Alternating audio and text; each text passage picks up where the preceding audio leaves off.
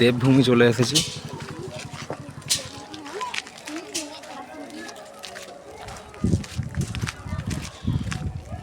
মূলত এটা তারা মায়ের মন্দির, এছাড়াও বিভিন্ন দেবদেবী আছে।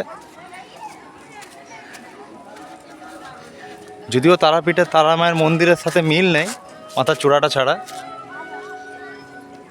বেশ সুন্দর।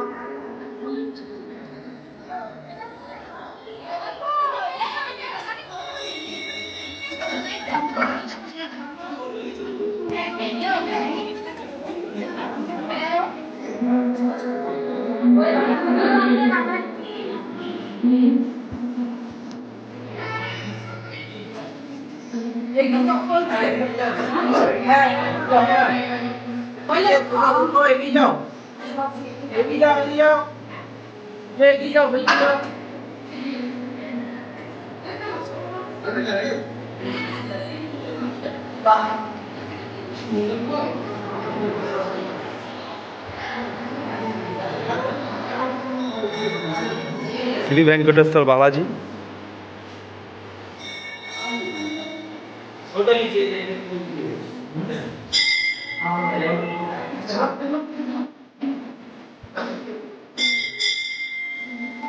বেশ সুন্দর চারিদিকটা। এই যে অফিস, মায়ের খেপা ছেলে বামদেব বাবা। বেশ চারিদিকটা ডিজাইন করা আছে।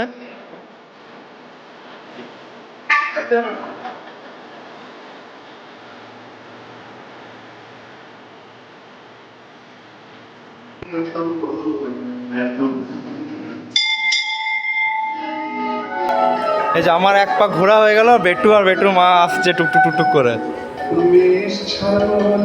এটা নিশ্চয় শিব মন্দির, গিয়ে দেখায়।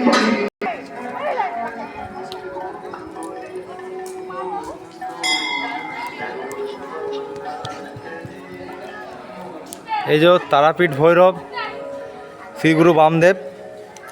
কর্তৃপক্ষের কাছে অনুরোধ করব, বামদেব বাবার যে দাড়ি আর চুলটাকে কালো করেছে, এটা সাদা হয়ে গেলে, কারণ বামদেব বাবাকে আমি সাদা চুল দাড়ি দেখেছি, তাই এটা একটু অন্যরকম দেখতে লাগছে।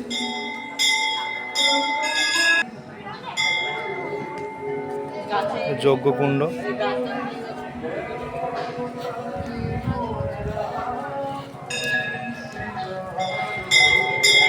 এটা মায়ের ভৈরব, দেখে বোঝা যাচ্ছে দুদিকে নন্দী মহারাজ আছে। তারাপীঠ তো চন্দ্রচূড় নাম, এখানে কি নাম দেওয়া হয়েছে জানি না। এই যে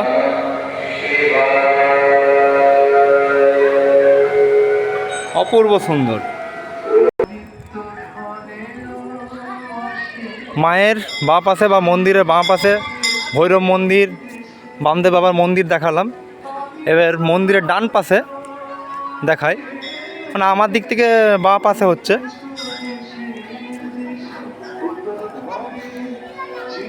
এই যে অফিস।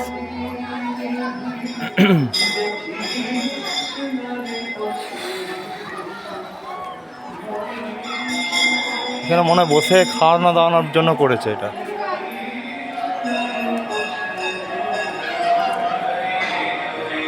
রাধা কৃষ্ণ,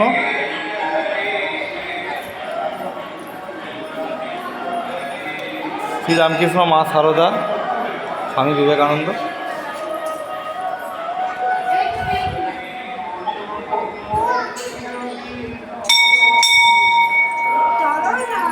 রাম লক্ষ্মণ সীতা, সাথে হনুমান। মন্দিরের বাউন্ডারি শেষ হয়ে গেছে, পুরো দেখিয়ে দিলাম।